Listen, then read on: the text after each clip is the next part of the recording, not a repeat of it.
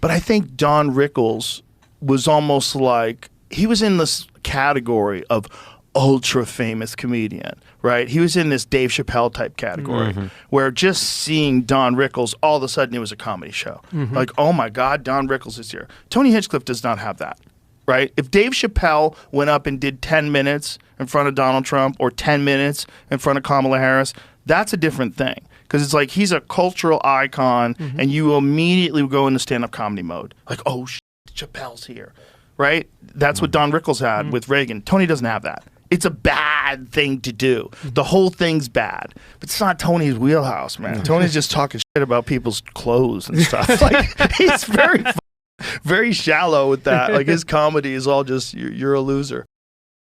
I didn't know anything about Tony Hinchcliffe until a couple days ago. I mean, maybe I'd heard his name. I think I was familiar with the Kill Tony brand. Like, I knew that was his show or whatever, but I didn't know anything about this guy. I didn't know that he was a roast comic or anything like that. You did. You apparently knew all about this Tony character.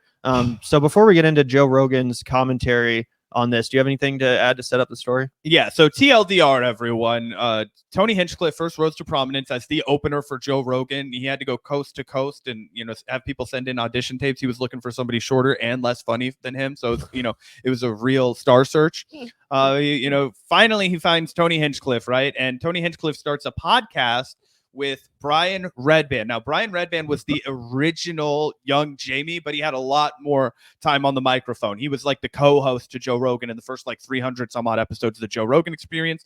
They part ways. Brian Redban eventually starts this podcast called Kill Tony. They now record it out of Joe Rogan's comedy club in Austin, Texas, right? Okay, and it is a roast style show. They'll have young comments come up. Those people will do their material. They'll roast them. Okay, that's the TLDR for Tony Hinchcliffe, except for the fact that outside of just being viciously mean to people, he's not funny at all. He doesn't know how to do basic joke composition. He doesn't know how to build a story, right? We talk about this all the time, right? If you're going to be a good stand-up comic, it's not just delivering punchlines, right? How do you weave a narrative together so you're making a broader point, and throughout that broader point, which is funny and hilarious, you're hitting multiple of those small boom, boom, boom, set them up and knock them down style jokes. That's how a seasoned, effective comic works. And one thing I will give to Joe Rogan is that even though he himself is not a good comic, he has really studied the format and what makes a good comic, right? Like, he's kind of like a Simon Cowell figure. He can sit back and watch somebody and be like, that's a guy that's going to go murder, because he spent so much time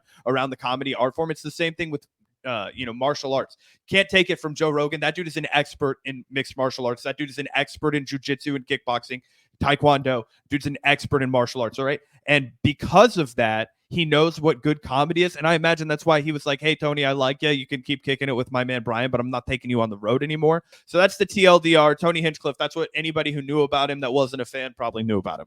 Gotcha. Well, either way, obviously he definitely put the Trump campaign in a bit of a sticky situation the other day by roasting not Trump, but the island of Puerto Rico. I think Crystal made this point on Breaking Points, but she was like, aren't roast comedians supposed to roast the people in the room, not just like other races? I got a great roast for you. Black people are dumb. Oh, like, that's not a roast. That's just racism. Like, you can't just, and that's basically what Tony. I got a zinger, Gavin. Women, bad drivers.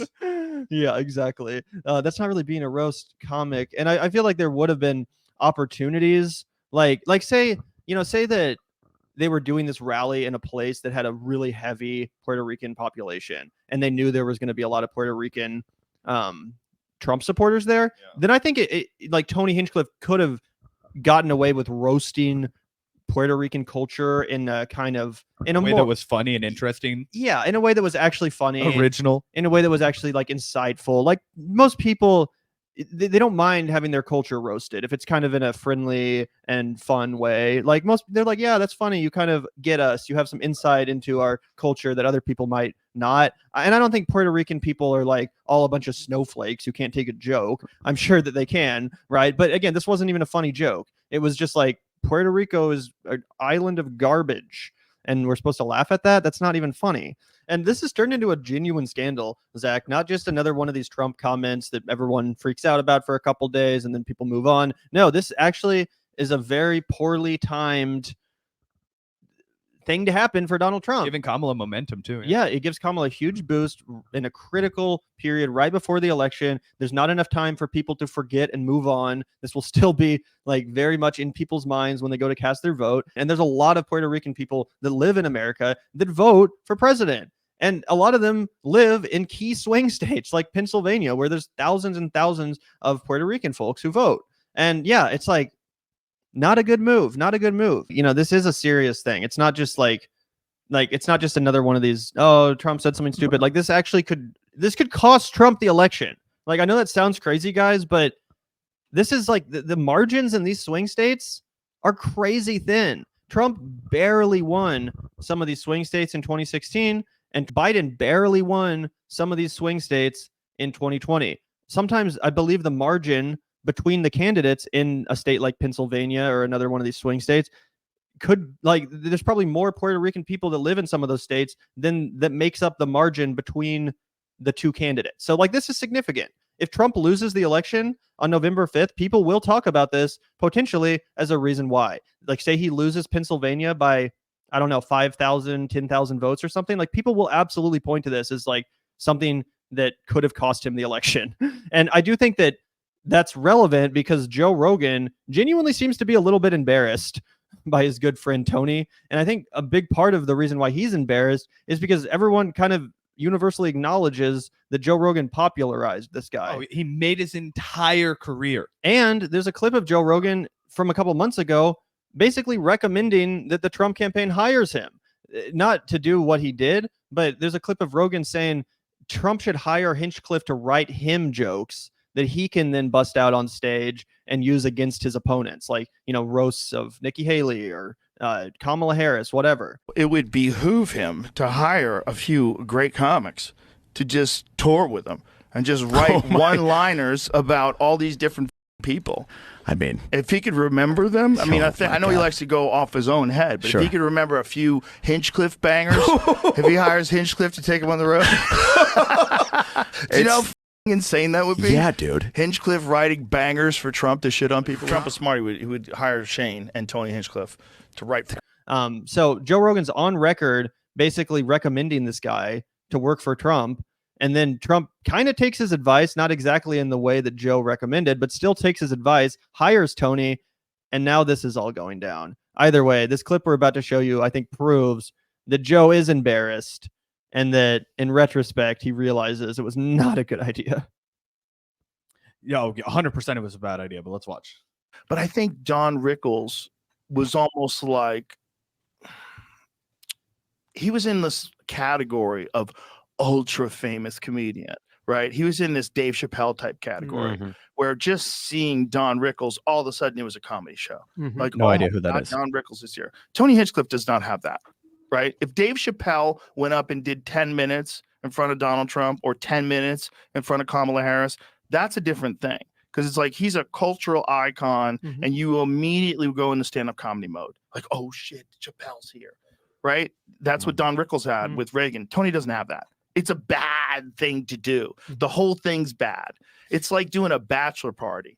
Like when you have to do comedy at bachelor parties, it's like they want whores and cocaine. Why is this guy telling jokes?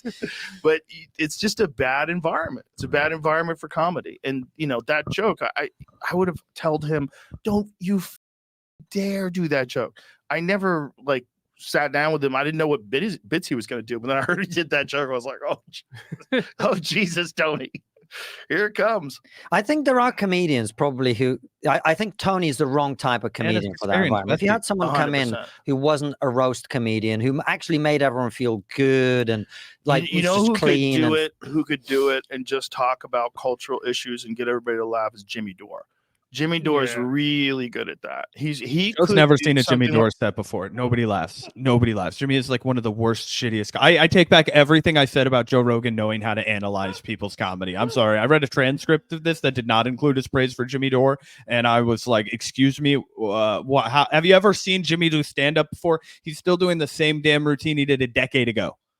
Well, except for with a bunch of vaccine crap in it. Oh, I'm sure there's a bunch of vaccine crap in it. None of that could possibly be funny, though.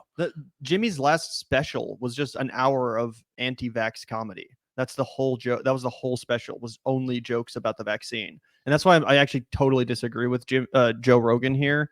So I kind of get where Joe's coming at this as far as Tony, but I totally agree. Jimmy's not the right person to sub in. Absolutely. And, I thought it was really important that Joe says, oh, it's not the right circumstance for comedy, right? It's not the right circumstance for stand-up. It's like a bachelor party. I think there might be a couple seconds left of this we can take in.